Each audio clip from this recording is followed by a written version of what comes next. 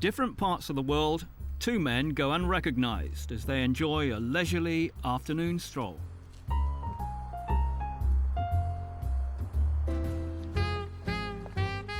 In his adopted England, Osvaldo Ardiles is taking a break from football management, whilst in the Netherlands, René van der Kerkhoff is enjoying retirement away from the game. Given their peaceful surroundings today, it's hard to believe that nearly 30 years ago the diminutive Argentine midfielder and the Dutch winger were embroiled in one of the most controversial moments in the history of the World Cup.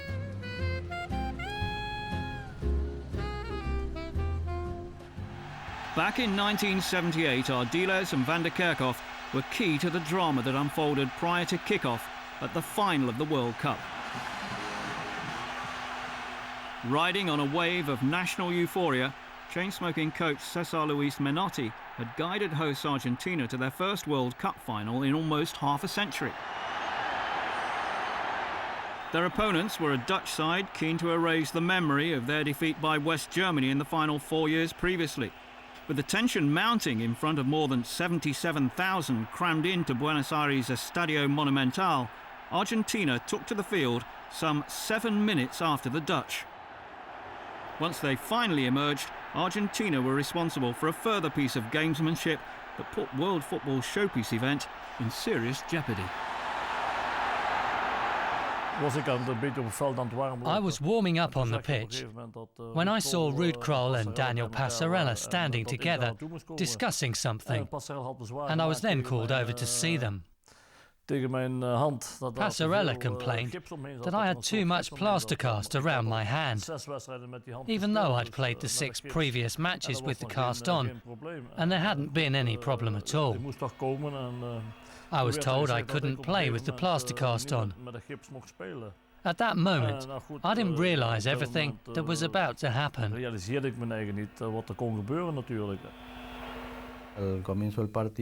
the start of the game, we had to exchange pennants. Each one of us had to give a pennant to a Dutch player, and they had to give us one in exchange. When I exchanged mine with van der Kerkhoff, I noticed he was wearing a very heavy cast on his arm. I immediately told Passarella about this. I honestly thought he shouldn't be allowed to play wearing something like that on his arm. It was rock solid and dangerous. I told Passarella, Passarella told Menotti, and a big fuss was made about it. And that led to the delay in the start of the game. It was a minor incident that was blown out of all proportion. It was interpreted as a lack of fair play by the Argentines, but I honestly think there wasn't anything like that going on. If I had known that so much was going to be made out of it, I honestly wouldn't have said anything. With Italian referee Sergio Ganella at a loss about how to proceed, Argentina's protest threatened to make this the first World Cup final in history to be abandoned before a ball was kicked. Dutch captain Ruud Krol was adamant the Netherlands wouldn't start the match without van der Kerkhoff, whilst Krol's counterpart Passarella insisted he shouldn't be allowed to play. Finally, I discussed it again with Ruud Krol and Passarella and was told to go over to the touchline to have more bandage put on my arm. As a result, the cast got harder and harder.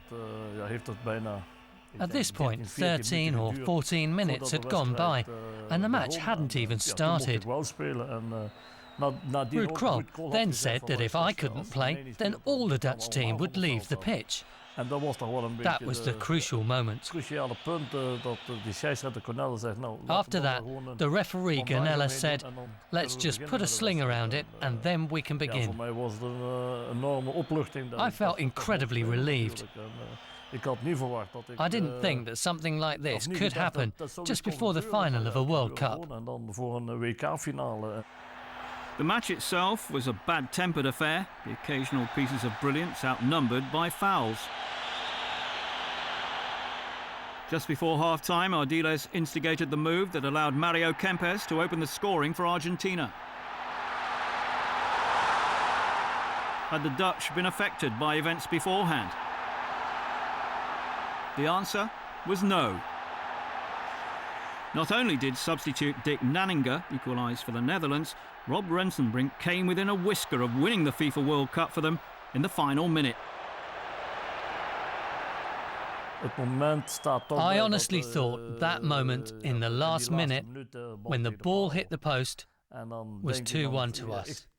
My hands were already in the air in celebration, but somehow the ball hit the post and came back out. That was our moment. The moment we all thought we would be world champions. Afterwards we had extra time, but by then we'd missed our chance, and pretty soon it was all over. While 30 minutes of extra time seemed to rejuvenate the hosts, a combination of frustration and tiredness meant the Dutch were a beaten side. Kempes scored his second of the game before Daniel Bertoni sealed victory with a third. Argentina had won the World Cup for the first time in history. Those involved became national heroes, and millions took to the streets of Buenos Aires in celebration. It was one of the best feelings of my life, perhaps the best moment of my life. At the time, it's hard to realise exactly what it means. When you're young, you embark on this career hoping to play in the first division, then to represent your country, then to play in a World Cup, and finally to win the World Cup. To actually achieve that is the absolute maximum.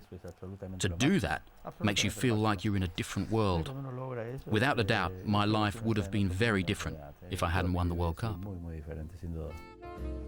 Today, both Ardiles and Van der Kerkhoff lead lives far removed from the controversy that once surrounded them.